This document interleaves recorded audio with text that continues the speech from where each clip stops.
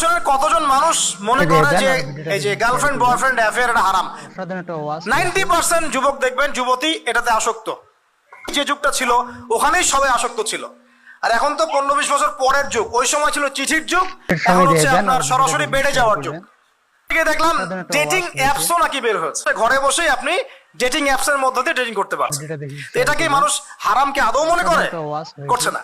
এগুলি নবীজি বলেছেন শেষ জামানা আপনাকে চেনাবো কিভাবে? চোখ খোলেন, আপনি দেখবেন মতো একটা অংশের মানুষ মদকে হালাল মনে করবে, জেনাকে হালাল মনে করবে, পরকিয়া ব্যভিচারকে হালাল মনে করবে। ওখানে পরিসংখ্যান দেখিয়েছে যে পুরো বাংলাদেশে 14টা পতিতালয় আছে, যার মধ্যে 7টা হচ্ছে ঢাকা বিভাগেই। বাকি 22% ইয়াং জেনারেশন যারা আছে এখন এরা পর্ন আসক্ত। আর স্কুল পড়ুয়া 72 থেকে 77% স্কুল পড়ুয়া ছেলে মেয়ে পর্ন দেখে। 1% মানুষ খুঁজে পাওয়া যাবে না যারা পর্নোগ্রাফিতে কোনো না কোনোদিন দেখে নাই। একটা মানুষও পাওয়া যাবে না মনে হয়, আল্লাহু আলাম। কেউই না, আলেম জালেম সবাই চোখে পড়েছেই। 1% মানুষ হয়তো বাকি থাকতে পারে যারা এসব ফিতনা থেকে টোটালি দূরে থাকে, ওই পাহাড়ে বসবাস করে। ওই যে শেষ জামানার একটা হাদিস আছে না, যে ফিতনা থেকে মানুষ পালিয়ে যাবে পাহাড়ি এলাকায়, ওখানে সে গরু ছাগল চড়াবে, ওখানেই থাকবে, ওখানে আজান দিবে, ওখানে নামাজ পড়বে। ওরা ফিতনা রেপের লিস্ট দিয়েছিলাম, সবচেয়ে বেশি রেপ হচ্ছে এখন আমেরিকায়। প্রতি 6 জন মেয়ের মধ্যে একজন রেপের শিকার হচ্ছে। এবং রেপের ধর্ষণের রাজধানী বলা হচ্ছে সাউথ আফ্রিকাকে। ভারতের মতো কান্ট্রিতে প্রতি 22 মিনিটে একটা করে মেয়ে রেপ হয়। বাংলাদেশে এই বছরে 2021 সালে ইন টোটাল 1323 জন রেপ হয়েছে।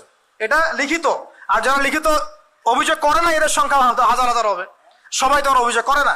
তবে শেষ জামানায় নিসাউন মহিলা ক্যাসিয়াতুন আরিয়াত, কাপড় পরবে, নগ্ন থাকবে।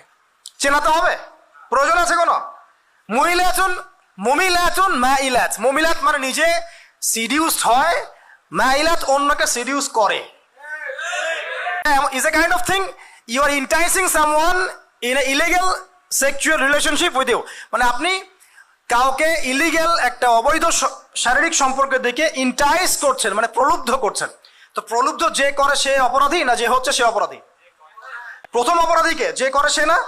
আর সে যখন পোশাকের মধ্য দিয়ে কাউকে প্রলুব্ধ করছে তাহলে সে সবচেয়ে বড় অপরাধী। আর অপরাধ এর চেয়ে বড় নয়। বড় অপরাধীকে যে তাকে করছে। একজন ব্যক্তি মদ খায় না, আর একজন বন্ধু মদ খায়, সে তাকে ডাকছে, আয় খা, দুটো টান দে, গাজায় ভালো লাগবে, আয় ইয়া ভাই দুটো খা, হিরোইন একটু খা, ভালো লাগবে, হতাশা কমবে, হ্যাঁ ফ্রাস্ট্রেশন কমবে। এখন একে বলতে বলতে বলতে একদিন সে বেচারা খেয়েই ফেললো।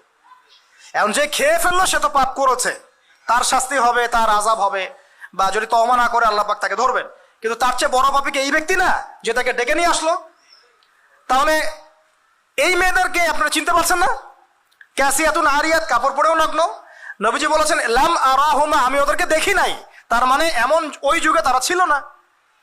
কোন যুগে তারা আসবে? এই যে এই যুগে এসেছে। আজকে থেকে 100 বছর আগেও ছিল না। আপনার নানি কি ওরকম কাপড় পরতো? এই যে বলছে 1000 বছরের সংস্কৃতি, ব্লাউজ ছাড়া শাড়ি পরা। আমার নানার দাদিকে দেখেন, মানুষ দেখেই নাই, জানতোই না যে ওই বাসায় কোনো মহিলা আছে। এমনকি রবীন্দ্রনাথ ঠাকুরের মাকেও কেউ দেখে নাই। তারা ওই সময় যদিও মুসলিম ছিলেন না, কিন্তু পর্দা মেনে চলতেন। আপনি অবাক হয়ে যাবেন, প্রতিটা মৌলিক ধর্মগ্রন্থেই মেয়েদের শালীনতার কথা আছে।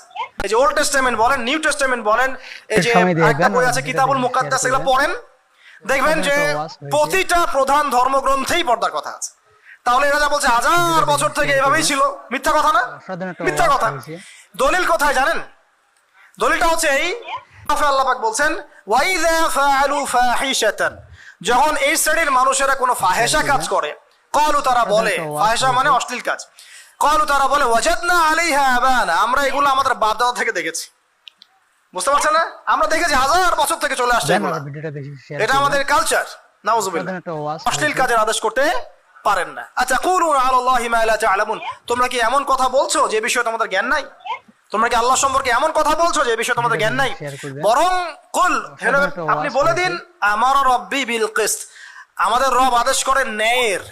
ওয়াকিমু ওয়ুজুহাকুম ইনদা কুল্লি মসজিদ, প্রত্যেক সালাতের সময় একনিষ্ঠতার সাথে চেহারা আল্লাহর দিকে ফেরাবো, এই আদেশ আল্লাহ পাক বলেছেন। সেটা শুনেন। নবীজি বলেছেন সাল্লাল্লাহু আলাইহি ওয়াসাল্লাম লা ইয়াদখুলুল জান্নাতা ওয়া লা তাজিদনা রিহাহা, এরা জান্নাতে যাবেও না, জান্নাতের গন্ধ পর্যন্ত পাবে না।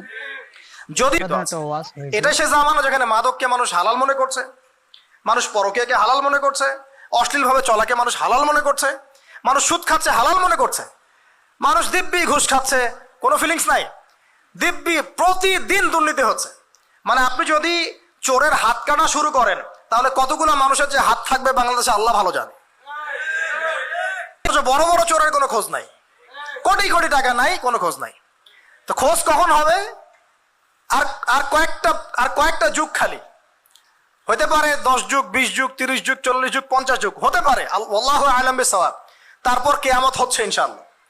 আর কিয়ামত, আমরা আগে ভাবতাম কিয়ামতের কি দরকার ছিল, আল্লাহ পাক কেন যে এত কষ্ট, না কিয়ামতে মানুষের এত কষ্ট হবে, আল্লাহ পাক যে কেন এরকম করলেন, দরকার ছিল।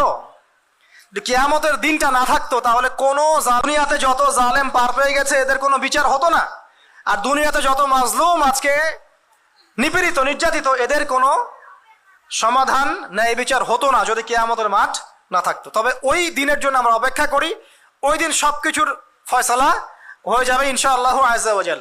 এখানে অনেক বড় বড় পদে ছিল, বড় বড় কর্তৃত্ব ক্ষমতা ছিল, কিয়ামতের মাঠে এতটুকু থাকবে, পিঁপড়ার মতো। স্পষ্ট হাদিস, পিঁপড়ার সমান। প্রত্যেক অহংকারী মুতাকাব্বির এদেরকে তোলা হবে কালো কালো পিঁপড়ার মতো করে, ঠিক আছে? আগুনে জ্বলছে আর কি। অনেককে দেখবেন গলায় সাপ ঝুলছে, অনেকের মাথায় দেখবেন রিলিফের টিন, গম, এইটা ওইটা, যে যা আত্মসাৎ করেছে ওগুলো পিঠে ঘাড়ে, এভাবে ঘুরছে কিয়ামতের মাঠে। বহু মানুষকে দেখবেন কিয়ামতের মাঠে যে গলা পর্যন্ত ঘাম, কারো যে আপনার বুক, কারো টাকনু, কারো হাঁটু। কিয়ামতের মাঠের বিভীষিকাময় অবস্থা, এটা নিয়ে ইনশাআল্লাহ আলাদা একটা আল্লাহ পাক ইনসাফ নেয় বিচার কায়েম করবে ইনশাআল্লাহ। এবং মুসলিম গরিব বন্ধু জান্নাতে চলে যাবে, বুঝতে পারছেন?